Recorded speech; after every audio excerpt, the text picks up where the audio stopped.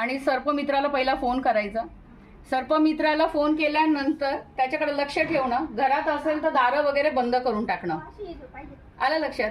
धरायची daring करायची नाही, त्याला कमी पडेल ती. धरायची डेअरिंग करायची नाही.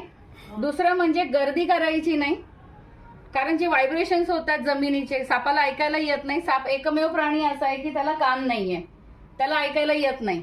ओके, तर अशा वेळेला काय करायचं, गर्दी एक कमी करायची. जे जमिनीचे व्हायब्रेशन्स होतात त्याच्यामुळे तो डिस्टर्ब होतो, त्याच्यामुळे तो घाबरतो.